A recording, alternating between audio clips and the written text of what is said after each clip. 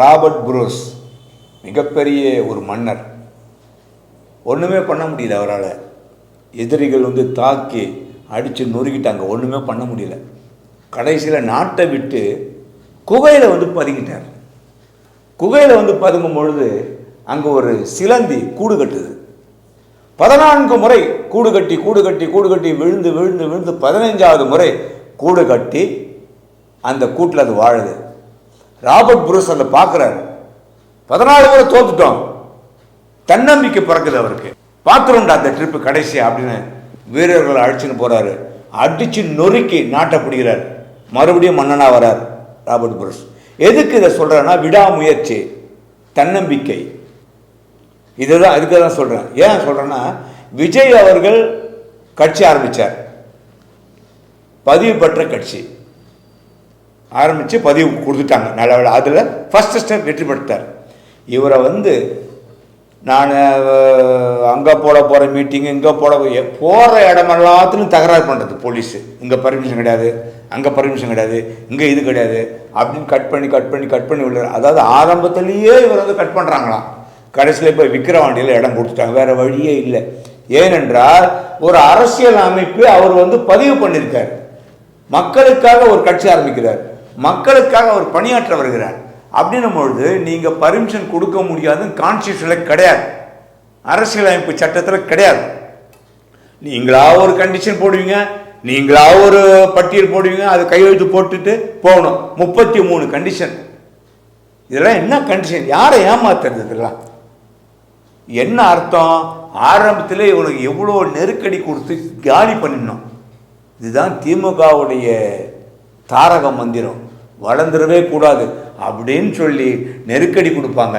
ஆனால் அவங்க தான் தமிழ்நாட்டில் முதலிடமாக வளருவாங்க. இன்னைக்கு தமிழகத்தில் ஒவ்வொரு அரசியல் கட்சி இருக்குது அப்படின்னா அதற்கு திராவிட முன்னேற்ற கழகம் தான் பொறுப்பு, அவங்க தான் காரணம். அதனால் ஆரம்பத்தில் நான் சொல்லிடுறேன், தம்பி விஜய்க்கு ஸ்டாலின் படத்தையும் கலைஞர் படத்தையும் உங்கள் ஆஃபீஸில் வச்சு தெய்வமாக வணங்குங்க. அவங்க தான் வழிகாட்டி உங்களுக்கெல்லாம். கட்சியை வளர்க்கறதுக்கு இப்படி தான். அதாவது அடிக்க அடிக்க அடிக்க தான் ஒருத்தன் வளருவான். இப்போ பாருங்கள், விக்கிரவாண்டியில் பர்மிஷன் கொடுத்தே ஆகணும் தலையெழுத்து, இல்லைன்னா கோர்ட்டுக்கு போயிடுவாங்க. எந்த காரணத்துக்காக நீ ரிஜெக்ட் பண்ணுற? ஏன்னா நான் அனுபவிச்சிருக்கேன். அந்த மாதிரி பொது மீட்டிங் நடத்தி, பொது மீட்டிங் 15 நாளைக்கு முன்னால் சட்டப்படி கொடுக்கணும் பெட்டிஷன். 14வது நாள் கேன்சல் பண்ணுவாங்க.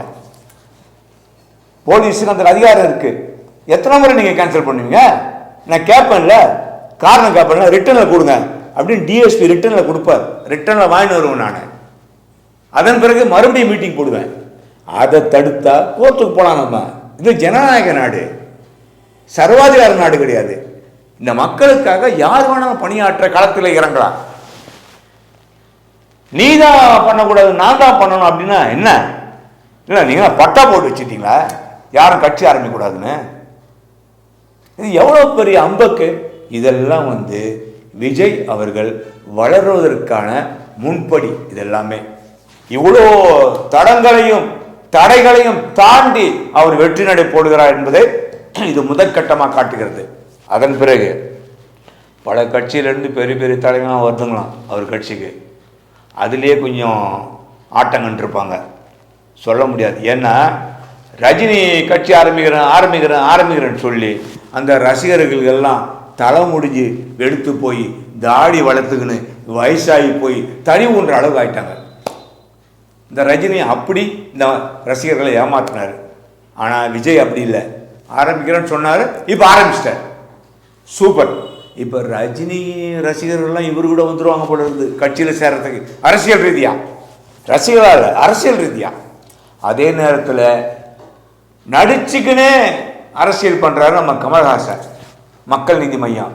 ஆனால் விஜய் அவரை விட சின்ன பையன். ஆனால் என்னுடைய படம் இதுதான் கடைசி, இதுக்கு மேலே நான் நடிக்க மாட்டேன், அதன் பிறகு அரசியல் தான் அப்படின்னு சொல்லிட்டு வந்திருக்காரு பாருங்க. எவ்வளோ பெரிய பெருந்தன்மை. அப்போ எப்படி கட்சி நடத்த முடியும்? கட்சி நடத்தணும்னா சாதாரண விஷயம் அல்ல. வைகோ கிட்ட இல்லாத பணமா சொல்லுங்க? வின் டிவி தேவநாதன் கிட்ட இல்லாத பணமா கட்சி நடத்தி ஜெயிக்க முடிஞ்சுதா? முடியாது. அதே மாதிரி எல்லாராலையும் பத்திரிகை நடத்தி ஜெயிக்க முடியாது. தளபதினு ஒரு பத்திரிகை வந்துச்சு, நம்ம ஸ்டாலின் அவர்கள் ஆரம்பித்த பத்திரிகை யாருக்காவது தெரியுமா? அது 2 இஷ்யூ தான் வந்துச்சு, புஷ்வானம் ஆகி போச்சு. ஏன் அவங்ககிட்ட பணமா? லட்சம் கோடிகள பணம் இருக்கு. பணம் இருந்துட்டா எல்லாத்தையும் செய்திட முடியுமா? செய்ய முடியாது. இந்த தொழிலை இவன் தான் செய்ய முடியும், இவன் தான் ஜெயிப்பான். எல்லாரும் ஜெயிக்க முடியாது எல்லா விஷயத்திலையும். அதே தான் அரசியல் ரீதியாக நீங்க முடக்க வேண்டும் என்று நினைத்தீர்களால் அவர்கள் நிச்சயமாக வெளியே வருவாங்க. வெளியே வந்து நேரடியாக அவங்ககிட்ட மோதுவாங்க, அதில் சந்தேகமே கிடையாது. இன்னைக்கு பாருங்க, விஜய் வந்து மிகப்பெரிய மெச்சூரிட்டியாக நம்ம பிரேமலதா விஜயகாந்தெல்லாம் கூப்பிட்டுருக்காரு போல இருக்கு. அவங்களாம் போய் பார்த்துருக்காரு. ரொம்ப நேக்க காய் நகர்த்தின்னு போகிறார், பிரமாதமாக போகிறார்.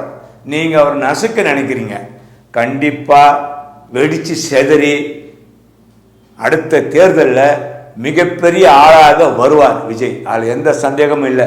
எனக்கும் விஜய்க்கும் சம்பந்தமே கிடையாது.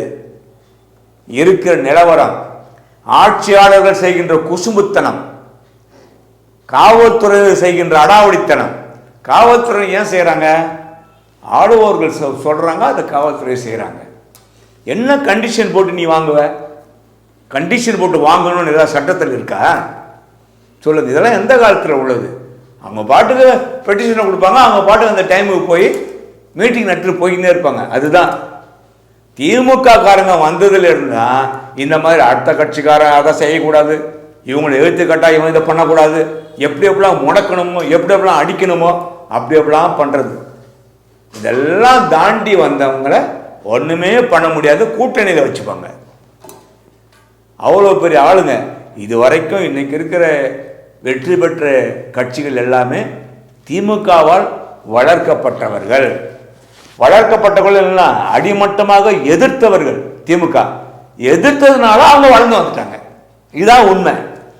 எப்போவுமே ஒருத்தன் பெரிய பிஸ்தாவாக இருக்கிறான்னா அவனை கண்டு ஒதுங்கி போயின்னு நீங்கள் சைலண்டாக போயிட்டானா ஒரு அரை மணி நேரம் ஆட்டம் காட்டி அவர் மயக்கப்பட்டு விழுந்துருவார். நீங்கள் அவங்ககிட்ட போய் சீண்டி சண்டை போட்டு பிரச்சனை ஆச்சுன்னா பெரிய அளவில் செய்தி வரும், பரபரப்பாகும், உடனே அவன் டெவலப் ஆகிடுவான். இதை தான் ஆண்டாண்டு காலமாக திமுக செஞ்சுன்னு வருது. இவர்களால் வளர்க்கப்பட்ட கட்சிகள் தான் தமிழகத்தில் அதிகமாக இருக்கு. இவங்க எப்போவுமே உணர்ச்சி வசப்படுறது, கோபப்படுறது, டென்ஷன் ஆகிறது இன்னும் இருக்குது இந்த கட்சியில். இத்தனை வருஷமாக இவங்க அரசியல் அனுபவம் உள்ளவர்கள் சின்ன சின்ன விஷயம், சின்ன சின்ன துக்கடா விஷயத்தெல்லாம் போய் மூக்கு நுழைக்கிறது, தன்னுடைய தகுதி என்னன்னு தெரியாமலேயே சின்ன சின்ன விஷயத்தில் மூக்கு நுழைச்சி அசிங்கப்படுறது. அப்போ ஒரு சின்ன பையன் மேலே போய் நம்ம போய் தகராறு பண்ணால் நமக்கு தான் அசிங்கம், அவன் வந்து நம்மகிட்ட தகராறு பண்ணாலும் நமக்கு தான் அசிங்கம். அப்போ என்ன அர்த்தம்? கண்டுக்காத சைலண்டாக போயிடணும். இப்போ விஜய் நீங்கள் எப்படியாவது நசிக்கணும்னு பார்க்குறீங்க, நசுக்க நசுக்க அவர் வளர்ந்து வந்துக்கினே இருக்கார். பெரிய பெரிய தலைவர்லாம் வந்துட்டு இருக்காங்க போல இருக்கு ஒரு கட்சியில். ஆக விஜய் அவர்கள் எதிர்காலத்தில் இந்த சமூகத்திற்கு நல்ல பணிகளை செய்து இளைஞர்களுக்காக அவர்களுடைய வாழ்வாதாரம் மேம்படுவதற்காக பாடுபட்டார்னா கண்டிப்பாக விஜய்க்கு ஒரு நல்ல எதிர்காலம் உண்டு. அரசியலிலே பொதுமக்கள் எதிர்பார்த்து கொண்டிருக்கின்றார்கள். ரஜினி வந்து சொன்னதை செய்யலை, விஜய் சொன்னதை செஞ்சிருக்காரு. அப்படின்னும் போது மக்களுக்காக அவர் இறங்கி பண்ணார்னா நிச்சயமாக நாளைய முதல்வராக கூட விஜய் வருவதற்கு வாய்ப்புகள் இருக்கிறது. Like, share and subscribe. Subscribe பண்ணாதவங்க இப்பவே சப்ஸ்கிரைப் பண்ணிருங்க. எங்களோட அப்டேட்ஸ் உங்களுக்கு வரணும்னா பெல் பட்டனை பிரஸ் பண்ணுங்க.